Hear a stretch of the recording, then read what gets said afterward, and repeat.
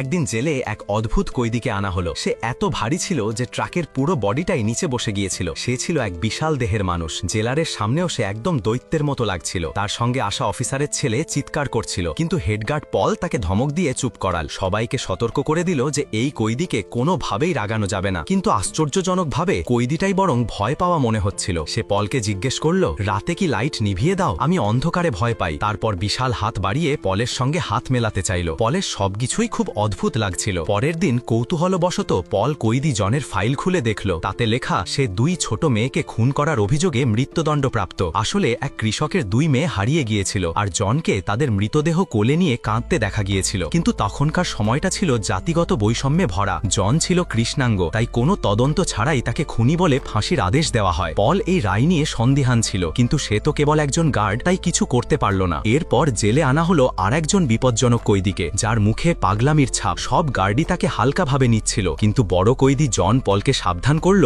ওকে হেলাফেলা করো না। কেউ তার কথা শুনল না। কিছুক্ষণের মধ্যেই পাগল কয়েদি হঠাৎ ক্ষিপ্ত হয়ে এক গার্ডকে মেরে ফেলল এবং পলকেও লাথি মারল। তখন আর একজন গার্ড এসে তাকে থামাল, নইলে আরও অনেক লোক আহত হতো। একদিন পলের মূত্রনালীর সংক্রমণ এতটাই বেড়ে গেল যে সে যন্ত্রণায় মাটিতে লুটিয়ে পড়ল। বহুদিন ধরে সেই রোগে ভুগছিল, আর প্রতিবার বাথরুমে যাওয়ার সময় চিৎকার করে উঠত। ঠিক তখনই বড় কয়েদি জন তাকে ডাকল, আমার সঙ্গে দেখা করো। যন্ত্রণার মধ্যেও পল গেল। কাছে যেতেই জন তাকে ধরে ফেলল। পল ভাবল সে আক্রমণ করতে এসেছে, কিন্তু জন তার নিচের পেটে হাত রাখল। হঠাৎ লাইটগুলো দ্রুত জ্বলে উঠল। পুরো ঘর আলোয় ভরে গেল। একটা অদ্ভুত এনার্জি ছড়িয়ে পড়ল ঘরে, আর পল মাটিতে পড়ে গেল। তখনই সে অনুভব করল তার যন্ত্রণা একেবারে হারিয়ে গেছে। সে অবিশ্বাসে তাকিয়ে রইল জনের দিকে। তুমি আমার সঙ্গে কি করেছো? পল জিজ্ঞেস করল। জন শান্তভাবে বলল, আমি খারাপ মানুষ নয় স্যার, আমি শুধু সাহায্য করতে চাই। এখন পল নিশ্চিত হয়ে গেল এই দরিদ্র কয়েদির সঙ্গে ভয়ঙ্কর অন্যায় হয়েছে। সে মনে মনে ঠিক করল এই মানুষটাকে সে মুক্ত না করা পর্যন্ত চুপ করে থাকবে না।